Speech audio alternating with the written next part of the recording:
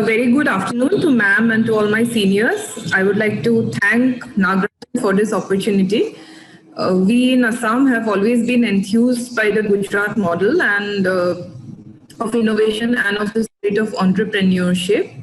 I've heard a number of wonderful examples across the country and abroad of innovation and incubation, which are in some way relatively more advanced ecosystems. In a state like Assam or in a district like mine, what I've seen is that innovation has had largely to be government-led, government-driven or government-facilitated. My present district, Walpara, for example, is an aspirational district, and about 90 to 95% of the population belong to minority tribals. So I would focus largely on the government-driven part of innovation or incubation. And one of my key learnings in the field in the last few years has been the dovetailing of inputs of departments, dovetailing of inputs and resources of various departments, which have often helped us innovate in terms of problem solving and in terms of creating better livelihood opportunities for the youth. We often have special meetings of various departments. We have often found that gaps in one scheme could be filled up by another one. We have been doing capacity building from one department, infra building from another. Alex sir has talked about Jugaad. So this is Jugaad of some form. This is like a jigsaw puzzle of fitting capacities of various departments to create, to facilitate innovation to come from the youth of the district. One example that immediately comes to mind has been, we've been creating a number of water bodies under Manrega for a long time. But then beyond through fisheries department, we trained up youth, and earlier these fisheries were used only for local consumption, because in Assam people are generally we have a very sort of satisfied kind of culture. So they would just fish for their local needs. Now we have started ornamental fishing, we have started biofloc farming, and we are giving them hand-holding support. So in that sense, the government and the various departments have been providing them hand-holding support to local youth, and we are also taking the help of our development partners such as ITC and some of the scientific-minded youth of the community. Another example that comes to mind is Mission Vidya Shakti, which is a female literacy enhancement program wherein we combined the resources and manpower of various departments like Sarv Shiksha Abhiyan, like District Adult Literacy Department, Zilla Parishad, DRDA, and so on. We conducted a survey of, we took one block, which is Rongjuli, a tribal block, as the pilot. We conducted a survey of all 23,000 households. We identified about 7,000 illiterate women. But the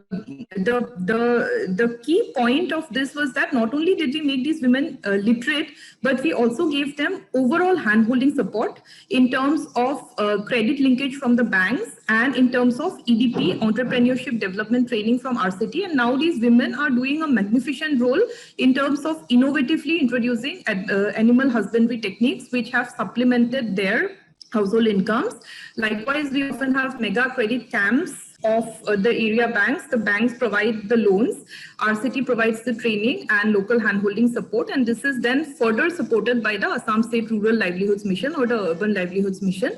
And the next point that is being done here is developing formal and informal networks in terms of education. For since a majority of the audience are students, I just want to highlight that we have a kind of district academic forum which creates a number of innovative solutions in the field of education. And in terms of informal models, we are nurturing the community-based solutions that come up. For example, here we have Asia's biggest banana market, and the local youth started a unique water saving irrigation model. So we are funding this model now through inputs of various departments.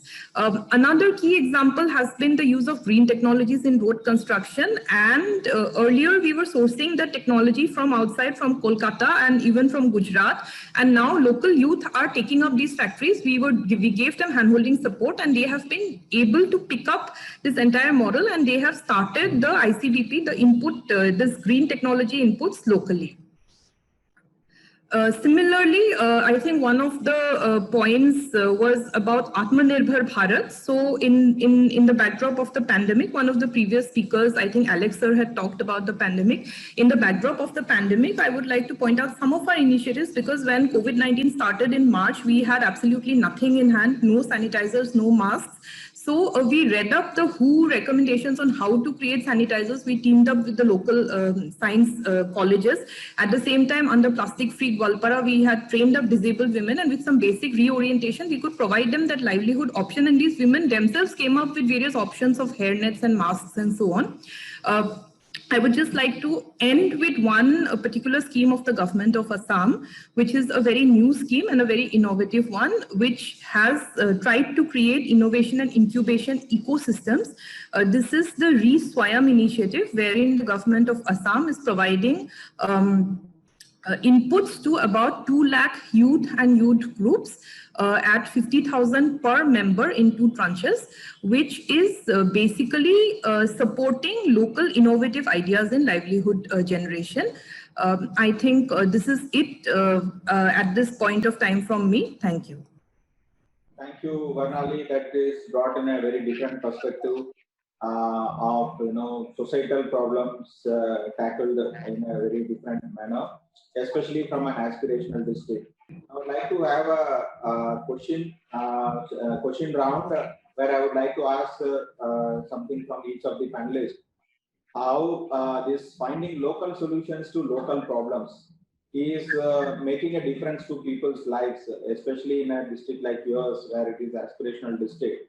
A lot of innovative things are being tried out. So what difference does it make when you put them on this from a livelihood model to an entrepreneur model, and later on we can probably take them to the startup model?